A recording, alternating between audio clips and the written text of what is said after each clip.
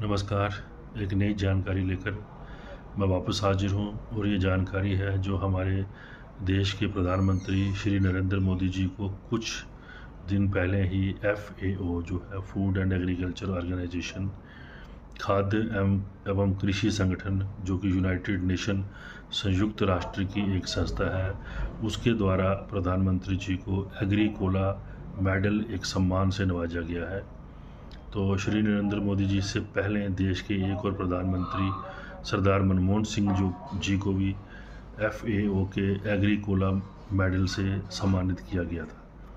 तो ये जो एग्रीकोला मेडल है, ये पूरे विश्व भर में उन हस्तियों को दिया जाता है, उन हस्तियों को इस मेडल से नवाजा जाता है जिन्होंने फूड सिक्योरिटी, खाद्य सुरक्षा, न्यूट्रिशन सिक्योरिटी, पोषण सुरक्षा, सस्टेनेबल डेवलपमेंट, सतत विकास, रूरल डेवलपमेंट, ग्रामीण विकास, ह्यूमन वेलफेयर, मानव कल्याण के लिए जिन्होंने काम किया होता है। तो प्रधानमंत्री जो थे हमारे स्वर्गीय सरदार मनमोहन सिंह जी, उन्होंने भी एक क्रांतिकारी स्कीम लेके आए थे, नेशनल फूड सिक्योरिटी एक्ट, जिसके तहत देश भर में गरीब जनता को बड़े ही कम दामों पर जो है फूड ग्रेन्स, खाद्यान्नों की उपलब्धता कराई गई थी।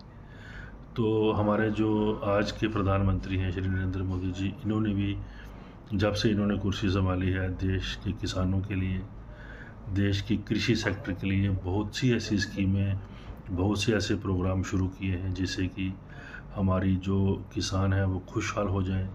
और हमारी जो खेती है उसका एक सस्टेनेबल डेवलपमेंट हो सके। क्योंकि हम जो खेती करते आए पिछले दशकों से वो केमिकल्स पर आधारित थी और केमिकल जो थे उन्होंने हमारी इन्वायरमेंट को फ़ायदे से ज़्यादा नुकसान पहुंचाया है। और आज पूरे देश में जो नेचुरल फार्मिंग, प्राकृतिक पद्धति, उसके तरफ किसानों को